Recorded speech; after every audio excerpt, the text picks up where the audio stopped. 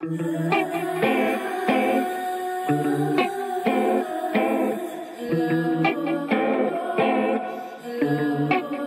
Pearls of Candice.com.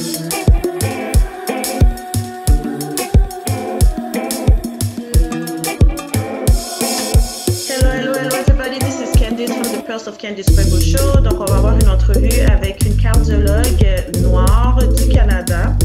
Donc vraiment je la dis merci d'avance de prendre le temps de vouloir nous éduquer davantage, nous informer sur les maladies du cœur, qui est une maladie qui est quand même très présente à travers le monde, dont la femme, si je ne me trompe pas, elle va pouvoir nous corriger, que je pense surtout au niveau des sexes, les femmes ont plus tendance à faire des crises cardiaques ou les hommes auraient plus tendance à faire des crises cardiaques. Elle va pouvoir répondre à quelques questions que j'ai pu recevoir de différentes personnes, de différents groupes d'âge aussi. Donc, je vais laisser cette cardiologue s'introduire. Donc, peut-être plusieurs d'entre vous l'avez déjà vue à la télévision sur Radio-Canada, si je ne me trompe pas. Et donc, je vais laisser s'introduire. Tu peux y aller, ma belle. Allô tout le monde, je m'appelle Alexandra Bastiani, donc je suis cardiologue de formation depuis 2018. J'ai été formée à Montréal, à l'Université de Montréal. J'ai fait ma résidence ou ma formation en cardiologie à l'Université de Montréal.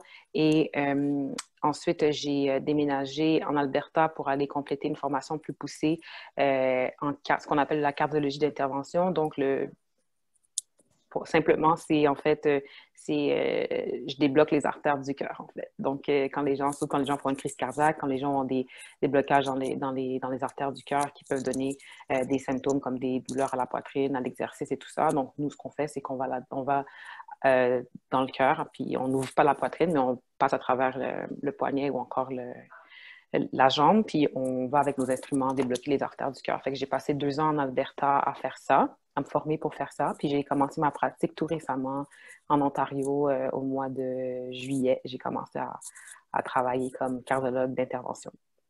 Donc, voilà. Donc, si je comprends bien, présentement, tu habites en Ontario, tu n'es plus en Alberta. OK. Non, c'est ça exactement. J'ai déménagé. Donc, où spécifiquement en Ontario? Je suis à Thunder Bay. Thunder Bay. Yeah. Northern Ontario. Ouais, ça c'est vraiment...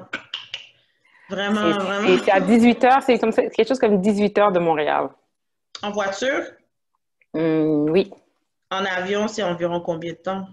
Ah, ben c'est pas long parce que c'est à 1h30 de Toronto. Dans des bonnes conditions, 1 heure, on peut dire. Et Toronto, comme on sait, c'est 45 minutes, fait que c'est vraiment pas long. Puis il y avait des vols directs avant, mais là, c'est fini. C'est ça. Fait que c'est pas si long, mais c'est quand même... Géographiquement, c'est loin de Montréal. OK. Donc, si tu pourrais nous donner un peu une idée de l'organe du cœur, comment il fonctionne, les bons côtés, les mauvais côtés du cœur, les signes importants à déceler qu'il y a quelque chose qui ne va pas ou quelque chose qui va bien. OK. OK. Fait que dans le fond, pour répondre à ta question, la première question, tu m'as demandé de donner une idée de c'est quoi le cœur. Et dans le fond, le cœur, je suis un peu biaisée, mais selon moi, c'est l'un des organes les plus importants, pour ne pas dire le plus important. C'est la pompe, en fait, du corps humain. Simplement, c'est un organe qui pompe le sang, qui envoie le sang dans tout le reste du corps humain. Cerveau, les membres, les autres organes. Donc, c'est un peu le life support. Là. C'est comme, sans ça, il n'y a rien qui se passe. Puis si on va un peu plus en détail, l'organe lui-même, souvent ce que je fais... Oh, je perds mon écouteur. Souvent, ce que j'aime faire, c'est que j'aime comparer le cœur à une maison. Parce que c'est tout comme c'est un organe qui est très simple, c'est un organe qui est aussi très complexe. Donc, c'est un peu comme une maison, fait qu'il y a des murs, les murs du cœur, puis ça, c'est comme le muscle. C'est les murs qui sont formés de muscles, puis c'est ça qui lui permet de battre puis de pomper. Il y a aussi des fils électriques, comme dans une maison. Le système électrique du cœur, c'est une autre composante importante du cœur. Il y a aussi les pipes ou la tuyauterie. Ça, c'est mon travail. La tuyauterie du cœur, c'est aussi super important. Quand la tuyauterie est bouchée, c'est là que les gens peuvent faire des crises cardiaques. Fait puis il y a aussi même des petites portes il y a des portes comme dans une maison qui connectent les différentes chambres du cœur entre elles. Puis on sait qu'il y a quatre parties dans un cœur, donc 4 chambres.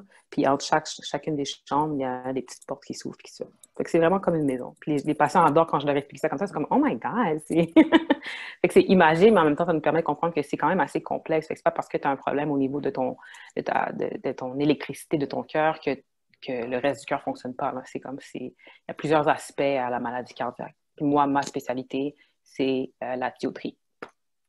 Donc, tu es notre plombier. Yep. Au niveau cardiaque. Oui, c'est ça. OK. Donc, explique-nous, exemple, les malaises qu'on peut avoir lorsqu'on est couché. Lorsqu'on se repose, puis on a un battement de cœur qui devient automatiquement irrégulier. Donc, ça va super, super vite. Est-ce que tu peux nous expliquer qu'est-ce qui serait la cause de ça selon toi?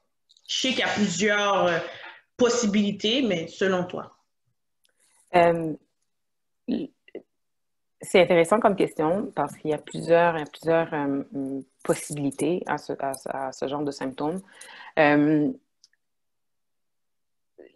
cœur, c'est comme je parlais de l'électricité du cœur. En général, les battements du cœur, c'est relié à l'électricité du cœur. Okay? Donc, théoriquement, le cœur bat de façon très régulière à une vitesse qui est relativement toujours la même, à part si on fait un exercice ou des fois on est plus relax. Physiologiquement parlant, donc normalement, quand on dit physiologiquement, ça veut dire que c'est normal, le cœur diminue, la fréquence cardiaque diminue pendant la nuit, des fois jusqu'à 30-40 battements par minute, ce qui est pas abnormal, okay? C'est normal, parce que tout notre système est un peu au repos, donc ça inclut le cœur qui se met lui-même au repos. Si jamais on fait l'exercice, là, ça peut monter jusqu'à X, OK? Puis théoriquement, notre fréquence cardiaque on sait que la fréquence cardiaque normale à l'exercice, quand on dit notre fréquence maximale prédite, okay? Donc ce qu'on devrait normalement être capable de faire, si on va avoir une idée de c'est quoi notre fréquence maximale, c'est 220 moins notre âge. Donc si on arrive à se rendre à ce chiffre-là, ben, c'est qu'on est pas mal en forme. Okay? Maintenant, quand notre cœur, que ce soit au coucher ou durant la journée, ce qui arrive des fois, c'est que il y a des glitches. Le corps humain, c'est pas parfait. Il y a des glitches. C'est comme quand notre œil twitch ou quand on a des fourmis dans une jambe, on n'est pas alarmé. Bien, des fois, le cœur aussi a un glitch, puis on skip un battement. C'est comme s'il y avait eu un petit court-circuit au niveau électrique. Skip un battement, puis là, des fois, ça peut même faire mal. Des fois, c'est comme, oh, OK. C'est comme un gros coup. Des fois, c'est comme plusieurs battements qui sont rapprochés, puis qui vont super vite. Ça dure quelques secondes, puis ça arrête. OK? Ça, en général, c'est juste un glitch. C'est juste c'est comme normal, c'est une anomalie normale, on peut dire. Okay? Maintenant, si ça dure plusieurs minutes, parce que là, tout ce qui peut être normal peut aussi devenir anormal. Moi, j'aime dire que la médecine, c'est comme un spectre. Hein. On peut avoir un symptôme qui, dans une certaine situation, est complètement normal, comme si pendant quelques secondes, une fois ou 2 semaines, le cœur fait boum, boum, boum pendant quelques secondes. Ça, c'est normal. Mais ce même symptôme-là, s'il dure 15 minutes, puis s'il arrive à tous les jours, on a un problème. OK? Fait que c'est pour ça que je veux vraiment mettre l'accent là-dessus que faut toujours mettre en contexte quand les gens ont des symptômes. Puis je veux dire ça d'emblée avant qu'on continue l'intervention, que dans le fond, si jamais quelqu'un est inquiet, ça coûte rien d'aller à l'urgence. Littéralement, ça coûte rien. Ça coûte du temps, mais la paix d'esprit aussi, puis s'assurer qu'on n'a rien de grave. OK? Donc, comme tu dis, les palpitations au coucher, on se couche. Déjà, quand on se couche, on est plus calme, on est plus à l'écoute de son corps. Donc, on va commencer à sentir notre cœur battre, on va commencer à sentir des choses bizarres. Ça, c'est une chose. Puis, si jamais on a des palpitations, ce que tu viens de décrire, c'est des palpitations. À ce moment-là, si jamais c'est quelque chose qui est récurrent, qui dure longtemps, à ce moment-là, ça vaut la peine d'aller consulter un médecin. Mais si c'est quelques secondes de temps en temps, en général, c'est juste un petit glitch. C'est juste, c'est ce qu'on appelle en termes médicaux, on appelle ça des extrasystoles. Oh, extrasystoles. Oui.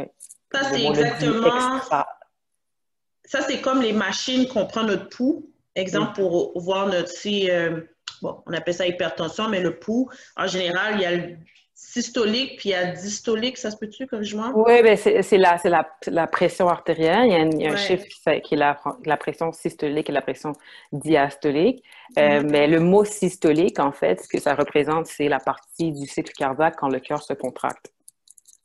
Donc, le cœur, c'est comme on l'a dit tout à l'heure, c'est une pompe active. C'est pas comme un moteur qui est juste stiff et qui fait juste rouler. Le cœur est une pompe active qui s'écrase, qui est pompe le sang, puis qui se relaxe pour pouvoir se re-remplir de sang. Puis après ça, elle s'éjecte. Fait que c'est comme c'est comme un ballon, en fait. Je fais Ouais. ça 24 heures sur 24, 365 jours par année, pendant l'âge que vous avez. Fait que ça arrive des glitches. Fait que la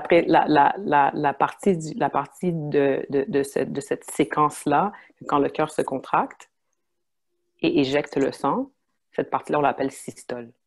OK? Puis c'est ça qu'on voit dans les moniteurs quand le cœur fait ça, c'est ça qu'on voit, pip, c'est ça qu'on voit.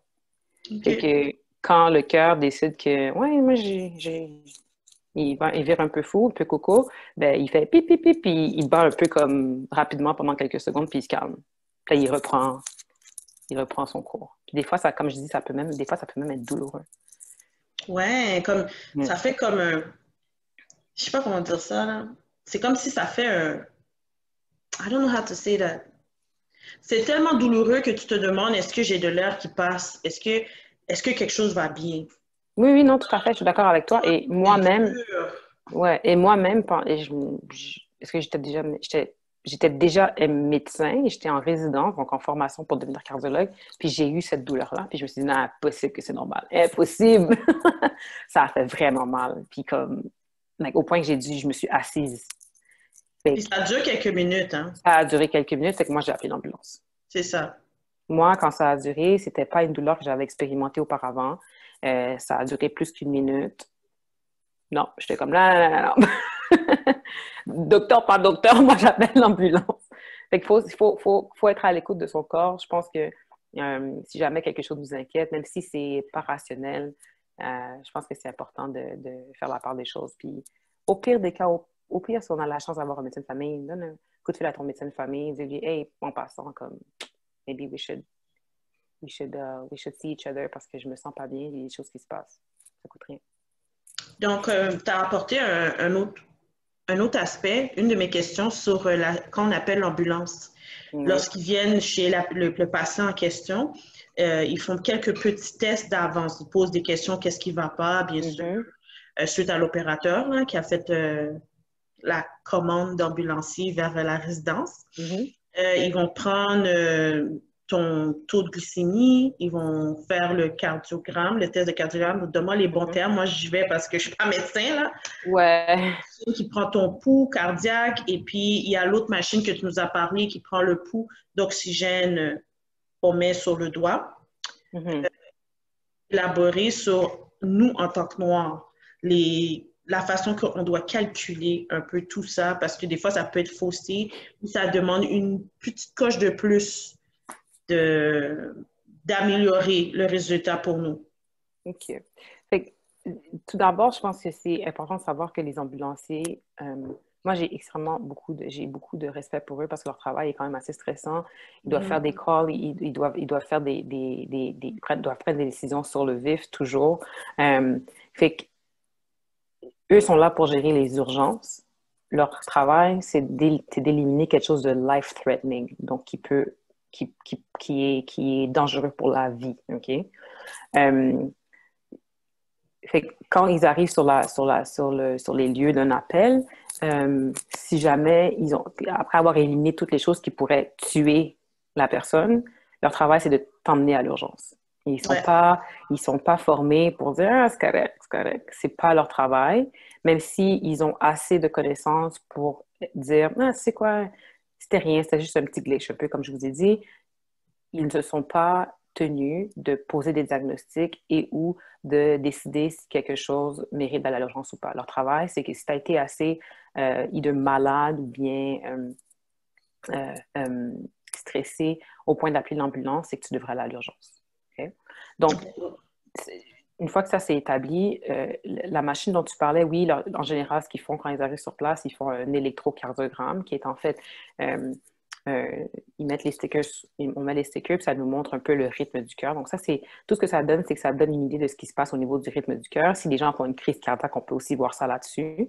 Ça peut donner beaucoup, beaucoup d'informations. Il y a des signes aussi, hein. Quand si quelqu'un fait a des caillots dans les poumons, ce qu'on appelle communément une embolie pulmonaire, on ne peut pas dire juste en regardant ça que le patient fait une embolie pulmonaire, mais on peut voir des signes à l'électrocardiogramme que la personne fait une embolie pulmonaire. Fait que de quoi ça a l'air, c'est comme une feuille, en général, c'est rose, le fond est rose, Ouais. quadrillé rose, puis on voit des petites, des petits, Mm-hmm. des petits tracés là-dessus, okay? Tracés noirs là-dessus. Ouais. Okay? Là, c'est l'électrocardiogramme. Ça, c'est une chose. Maintenant, en général, ils prennent des signes vitaux, donc ça inclut la pression artérielle, ça inclut le pouls, le heart rate, ça inclut le taux d'oxygène dans le sang, puis la machine dont tu parlais, c'est cette petite machine-là. Ouais. Ça, il y a plusieurs modèles, là, mais ça, c'est celui que moi j'ai. Puis ils mettent sur le doigt comme ça et ça donne en général, ça donne le taux d'oxygène dans le sang, puis ça donne le pouls cardiaque. Okay? Est-ce que ça serait possible pour toi de l'essayer devant nous afin Oui, qu'on bien puisse sûr. comprendre la lecture en tant que telle? Oui, ben, ils ne sont pas tous faits pareils, mais... aussi, et combien que ça coûte en moyenne? OK, bon. Fait que moi, personnellement, Attends, voilà. Il y a des fois, il fait un petit peu son Ouais, intéressant, là. c'est ça l'électronique. Hein. Ah ouais, voilà.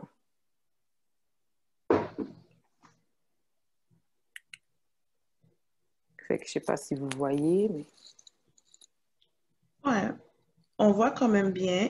Ouais. Donc, SPO veut dire quoi? PR, ça veut dire quoi? Fait que PR, c'est pulse rate. Yeah.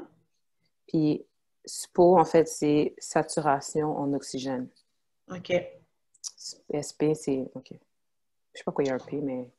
Est-ce que ça donne Là, des... je sais pas pourquoi il donne pas de chiffre, là, il fait son intéressant, mais je l'ai essayé ce matin, puis il fonctionnait très bien. Ce matin, les valeurs, ça m'a donné au niveau de la saturation, ça m'a donné 99%. La normale, c'est en général en haut de 80. On dit autour de 92%, là, on met de l'oxygène aux gens. OK. Fait que là, moi, il dit ça. Au-delà de 92%? Ouais. Fait que là, moi, il dit 80. Là, il me dit que j'ai 86 d'oxygène dans mon sang, ce qui est vraiment pas bon. OK? Mais je suis vraiment pas convaincue que c'est la vérité. Je serais essoufflée si j'avais juste 86% d'oxygène dans mon sang. Puis je vais vous expliquer pourquoi la valeur ici est un petit peu bizarre. OK. Tout d'abord parce que parce que c'est juste quelque chose d'électronique, c'est pas parfait. Et aussi parce que la couleur de ma peau. OK? Donc, moi, je sais que cet appareil-là que j'ai, il fonctionne.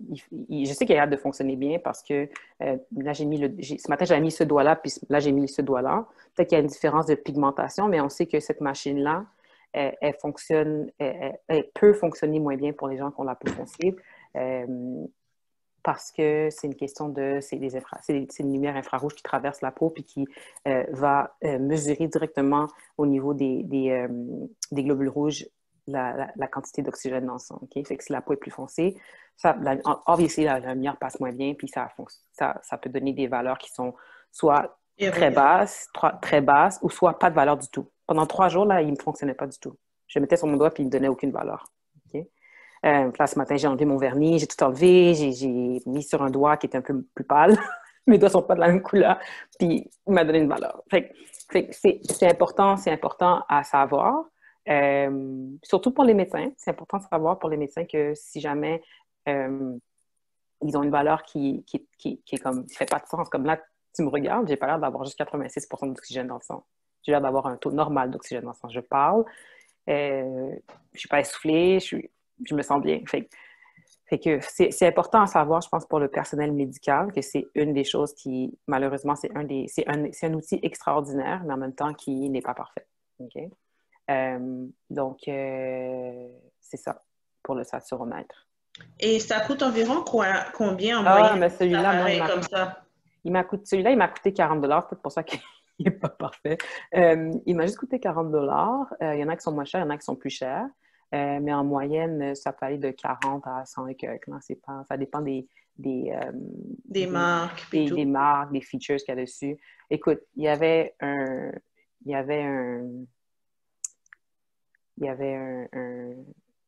comme un petit papier dedans qui m'expliquait en chinois comment il fonctionnait. Là. J'étais comme, Ouais. That part. bon, OK.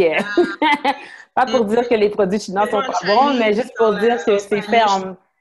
juste pour dire que c'est fait en masse, puis que c'est pas nécessairement la meilleure qualité là, quand c'est fait en grosse quantité comme ça. C'est pas une marque que je connaissais non plus, mais pour moi, c'était juste pour avoir ça dans mon sac si jamais à l'hôpital, rapidement, j'avais besoin de faire d'avoir une valeur. Ces machines-là ne sont pas toujours available Ouais, c'est vrai, sur le autour de moi. plancher. Fait que je l'ai dans ma poche, je sors de mon sarrau puis je la mesure directement. Mais écoute, je l'ai essayé sur une infirmière, j'ai essayé, puis ça a l'air de fonctionner. Fait qu'on va voir dans le futur comment ça va donner. Mais je ne suggère pas aux gens de s'acheter une machine pour mesurer l'oxygène. C'est pas quelque chose qui est nécessaire du tout. Pour une personne asthmatique ou une personne qui aurait qui est reconnue pour des problèmes cardiaques, tu le suggérerais pas? Il n'y a aucune indication à ce que les gens mesurent leur taux d'oxygène à la maison. Quelqu'un qui est asthmatique, pour connaître à quel point la maladie est contrôlée, pour connaître si la maladie est décompensée, c'est-à-dire est-ce que la personne est en train d'avoir une crise sévère, tout ça, là, on se fie sur les symptômes de la personne. Fait qu'on voit les grilles qu'on regarde les grilles d'évaluation d'asthme, c'est combien de fois tu utilises ta pompe. Est-ce que tu utilises ta pompe à tous les jours? Est-ce que tu l'utilises quand tu vas faire du sport? Est-ce que tu es essoufflé juste à marcher? C'est vraiment un questionnaire qui est basé sur comment la personne se sent et non sur des valeurs de laboratoire ou bien des tests. Fait que si quelqu'un, un asthmatique, se demande est-ce que je devrais aller à l'hôpital ou est-ce que je devrais rester à la maison? Pose-toi ces questions-là. Est-ce que je suis essoufflé au repos? Est-ce que ça fait comme 6 fois que je prends ma pompe Ventolin, la petite pompe bleue que les gens prennent quand ils ont une crise. Ça fait 6 fois que je la prends puis je suis toujours pas soulagée. Ouais, là, c'est le temps d'aller à l'hôpital. On s'en fout de ton taux d'oxygène dans ton sang. C'est le temps d'aller à l'hôpital. OK? Fait que moi, je suggère pas aux gens d'acheter ça. Pourquoi? Ça stresse pour rien. Les gens mesurent leur taux d'oxygène, les gens mesurent leur rythme cardiaque, puis ils finissent par Oh my God, mon pouls est à 50. OK, mais est-ce que tu te sens bien? Oui. OK, bon, ben, OK. On est correct. Des fois, est-ce que tu suggérais dans des moments comme ça de prendre une petite marche? Pour? Là, on est en couvre-feu au Québec, là, actuellement encore. Mais tu sais, comme exemple, quand tu te sens pas super bien, OK, on va dire à la maison, tu te sens comme... Tu n'as pas de douleur à la poitrine, mais tu te sens juste pas bien, comme si tu veux juste comme... You know what? Let me just take a good breath of air. Puis là, tu fais juste aller prendre une marche dehors. Est-ce que tu nous le suggérais ou sinon tu préférais qu'on prenne notre tout, qu'on prenne notre tension artérielle avec une machine avant pour s'assurer que tout est conforme, puis ensuite aller prendre une marche ou...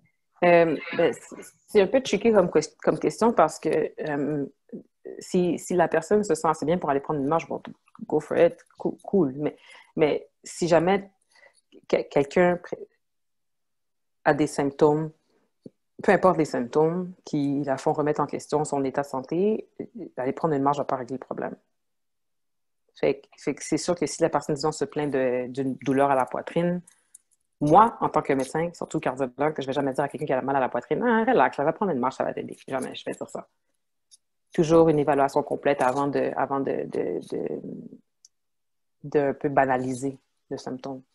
Donc, je vais aller avec une autre question qui m'est venue et que j'ai fait quelques petites recherches sur Google, entre guillemets. Les crises d'anxiété, les crises de panique, souvent reconnues ou similaires avec quelques symptômes des crises cardiaques. Mm-hmm. Okay? Est-ce que tu peux élaborer au niveau cardiaque? Parce que je sais que lorsque quelqu'un déclare que tu es anxieux ou anxieuse, il faut un test psychiatrique, comme tu avais fait. Tu vas pouvoir élaborer que qu'est-ce qui est psychiatrique, mental, c'est pas de ton ressort, mais tu peux parler de qu'est-ce qui est anormal, comme tu as expliqué plus tôt, au niveau cardiaque. Parce que on est en période de confinement, en couvre-feu, on est dans notre pandémie. Je pense que c'est la première pour la majorité de la plupart d'entre nous de vivre une pandémie. Donc, il y a certaines personnes qui ont développé de l'anxiété. OK? Donc, je ne sais pas comment bien poser la question, mais une crise d'anxiété, une crise de panique, comment qu'on peut un peu le balancer si c'est peut-être plutôt une crise cardiaque qui serait en cours. OK. Fait que, ce que je vais faire, c'est que je vais commencer par expliquer qu'est-ce qu'une crise cardiaque, Ouais. les symptômes possibles d'une crise cardiaque, et ensuite, je vais essayer de faire la part des choses et différencier avec une crise d'anxiété. OK? Fait que, ce que je dis à mes patients tout le temps, c'est qu'une crise cardiaque, ça peut donner un malaise. Les gens disent, oui, mais j'ai pas mal, c'est juste comme une petite pression. Oui, oui, n'importe quoi qui est inconfortable. Donc, n'importe quel malaise entre ici puis ici. OK? N'importe quoi qui fait mal ou qui est inconfortable. Puis là, je fais ça parce que des fois, c'est la mâchoire. OK? Des fois, c'est la mâchoire qui fait mal, puis rien d'autre. Donc, ici et le bas de l'abdomen, des fois, les gens pensent que c'est une indigestion parce qu'ils ont mal au ventre, ils ont mal à l'estomac. Ils touchent leur estomac puis ils disent, c'est là que j'ai mal, c'est pas au cœur que j'ai mal, c'est à l'estomac, c'est au ventre. N'importe quoi qui est entre ces deux éléments-là, ici et le bas de mon ventre, peuvent suggérer une crise cardiaque. OK? Maintenant, allez pas stresser. Oh my God, j'ai mal, j'ai mal, c'est une crise cardiaque. Mais ce que je Ouais. dis, c'est plus pour dire, c'est pas parce que tu as pas mal au-dessus de ton cœur, là, on sait que le cœur est là à gauche, c'est pas parce que tu as pas mal ici que c'est pas une crise cardiaque. OK? Puis quand je dis entre ici et le bas de mon ventre, ça inclut les bras aussi. OK? Souvent, les gens vont Ouais. dire, ah, des fois, j'ai mal au bras aussi. Là, quand je fais de l'exercice, mon bras se met à me faire mal beaucoup, beaucoup. Ça aussi, ça peut être caractérisé comme, euh, on appelle ça en termes médicaux de l'angine, donc la douleur causée par un blocage au niveau du cœur. OK? Puis quand c'est un blocage qui est complet, là, quand l'artère du cœur est complètement bloquée, là, ça peut causer une crise cardiaque. Fait que c'est le même genre de symptômes, mais souvent, c'est plus fort, ça dure plus longtemps. Euh, Puis c'est plus grave, obviously, parce que là, le cœur est vraiment en train de souffrir. Là. C'est comme tu as coupé, c'est comme s'il y a un des pipes dans la maison, là, tu as coupé le pipe d'eau chaude. Fait que c'est comme prendre ta douche d'eau froide. OK? Fait que c'est grave, couper le pipe d'eau chaude. Ça a des conséquences. OK? Même principe pour le cœur. Euh, donc, souvent, c'est le symptôme d'inconfort disons, si on prend un exemple, un inconfort au niveau de la poitrine, peut être accompagné d'autres symptômes du genre un essoufflement, tête légère, tête qui est un peu comme des NS. Ça peut être accompagné de sueur aussi. Euh, Puis en général, c'est pas mal ça les symptômes. Le cœur qui va vite aussi, les palpitations dont on parlait tout à l'heure au début de l'entrevue, ça aussi, ça peut accompagner une crise cardiaque ou même juste une crise d'angine. OK? Donc, ça, c'est des symptômes typiques. OK? J'ai parlé un peu de la mâchoire, du bras, j'ai parlé du ventre. Donc, tout ça, ça peut être des choses. Des fois aussi, les gens ont mal au dos. Les gens qui peuvent avoir des grosses douleurs dans le dos. C'est leur manière, c'est la manière dont leur corps exprime leur crise cardiaque. OK? Maintenant, en général, ces douleurs-là, quand c'est de l'angine, typiquement, c'est à l'effort. Si tu es couché de regarder la télévision puis que tu commences à avoir un peu mal à la poitrine, c'est moins suggestif d'un problème cardiaque. Par contre, tu peux être en train de regarder la télévision, puis tout d'un coup, ton cœur décide de... Puis tu as une crise cardiaque. Là, sur le coup. Ça arrive. Fait que moi, je dis les symptômes qui sont typiques, puis c'est ce que Google va suggérer. Google va suggérer le tableau parfait de c'est quoi une crise cardiaque, de c'est quoi de l'angine. Mais c'est jamais, comme on disait tout à l'heure, la médecine, c'est pas coupé au couteau, c'est pas parfait, c'est un spectre de symptômes. Donc, des fois, les gens arrivent à l'urgence. Ah ouais, là, ça fait 12 heures que je me sens un petit peu bizarre. Là. J'ai un petit peu mal au cœur, j'ai un petit peu de nausée. Tu fais les tests, puis tu vois qu'ils ont une crise cardiaque massive. Fait que chacun a ses symptômes, chacun a une tolérance différente à la douleur également. Donc, c'est important pour chaque personne de connaître son corps, de s'écouter aussi. OK? Puis si quelque chose est anormal, puis ça dure longtemps, ça inquiète, moi, c'est jamais une erreur d'aller à l'urgence. Jamais, jamais une erreur d'aller à l'urgence. L'anxiété, d'une autre part, c'est aussi une maladie. Le trouble anxieux, c'est aussi une maladie qui est complexe, avec des symptômes complexes aussi. Les gens vont avoir des palpitations, le cœur qui va aller vite, vite, vite. Des gens vont même des fois perdre connaissance. Les gens vont avoir l'impression qu'ils sont en train de mourir.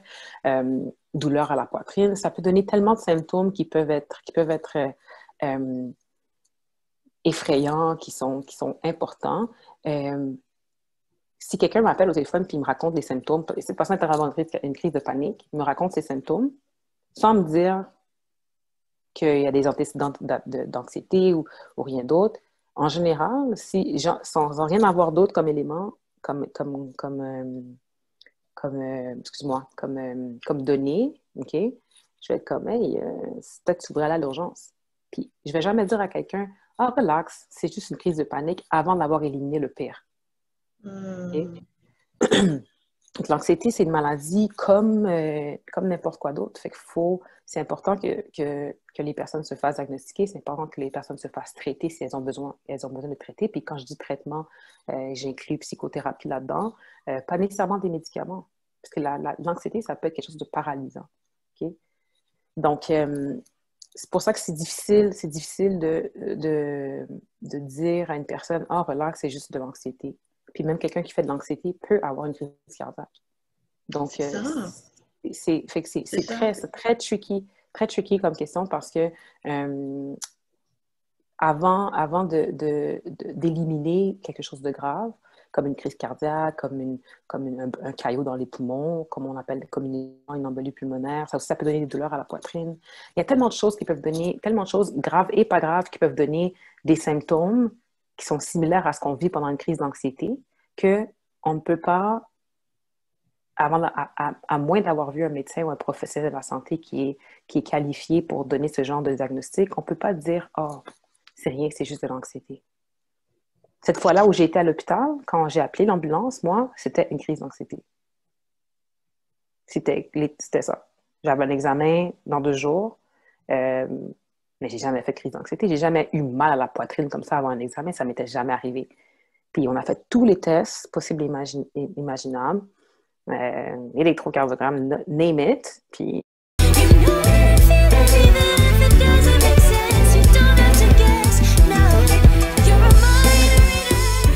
The Pearls of Candice Franco.